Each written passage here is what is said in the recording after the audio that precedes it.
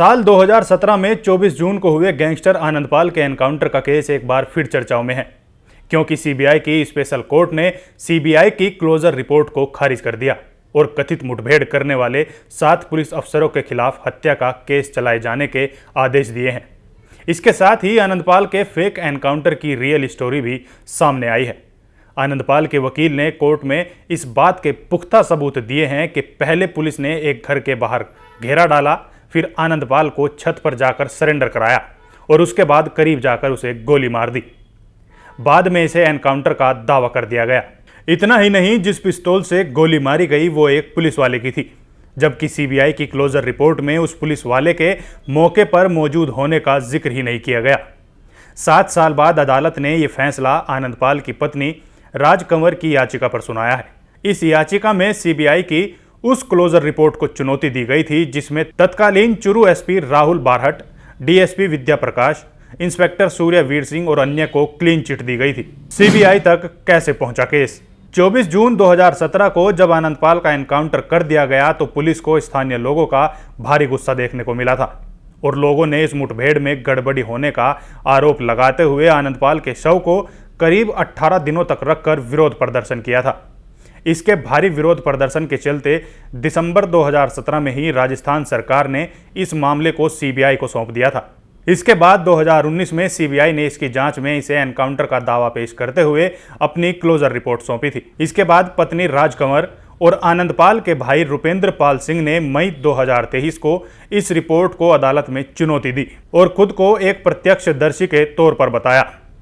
इस चुनौती के बाद कोर्ट में पेश की गई सीबीआई की इस रिपोर्ट में दी गई जानकारी पर सवाल उठने लगे थे और कोर्ट ने इस मामले में सुनवाई करते हुए सीबीआई की क्लोजर रिपोर्ट को खारिज करते हुए यह फैसला लिया।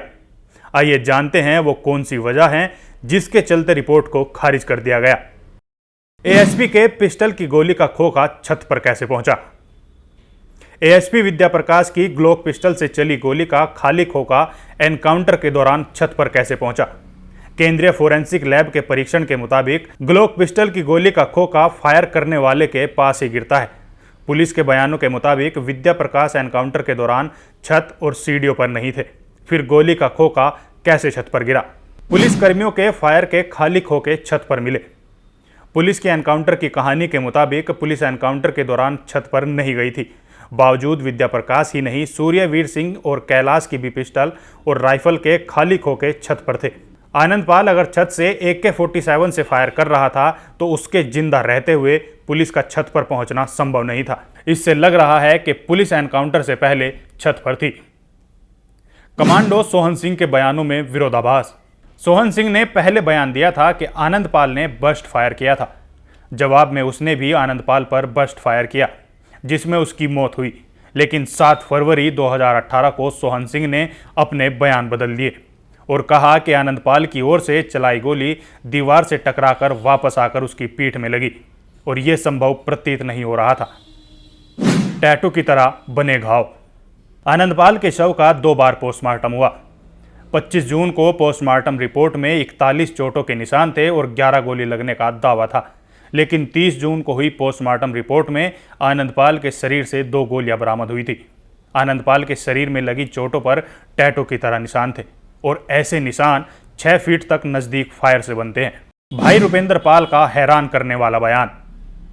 रुपेंद्र पाल ने अपने बयानों में कहा कि एएसपी विद्या प्रकाश ने उससे कहा था कि वो अपने भाई को सरेंडर करवा दे।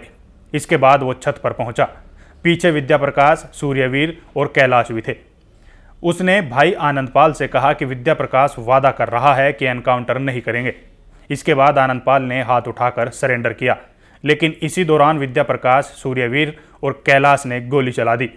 इन्हीं कुछ वजहों के चलते अब कोर्ट ने एनकाउंटर में शामिल एसपी राहुल बारहट, तत्कालीन डीएसपी विद्या प्रकाश, तत्कालीन inspector Suryaveer Singh, head constable Kailash Chandra, Sohan Singh और कांस्टेबल धर्मपाल धर्मवीर के खिलाफ आईपीसी की धारा 147, 148, 302, 326, 325, 324 के साथ धारा 149 के तहत केस दर्ज किया जाएगा। कौन था आनंदपाल? सांवरद गांव का रहने वाला था। 2006 से लेकर 2017 तक राजस्थान का कुख्यात गैंगस्टर रहा।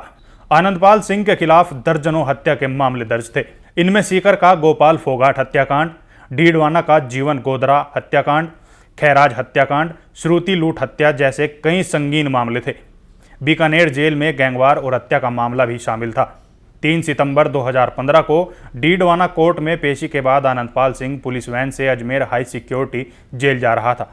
इसी दौरान वो परबतपर के पास पुलिस को चकमा देकर फरार हो गया। फरारी के दौरान भी आनंदपाल पुलिस के लिए सिरदर्द बना रहा।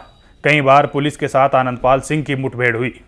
खींवसार के पास एक पुलिसकर्मी खुमाराम की जान चली गई। कई बार मुठभेड़ में लोग जख्मी हुए। आखिरकार पुलिस ने 24 जून 2017 को चुरू के मालासार गांव में श्रवण सिंह के घर पर पुलिस ने आनंदपाल सिंह को कथित तौर पर एनकाउंटर में ढेर कर दिया। हालांकि आनंदपाल सिंह का परिवार और उनके समर्थकों ने इसे हत्याकांड बताया और लगातार सीबीआई से जांच की मांग उठाई।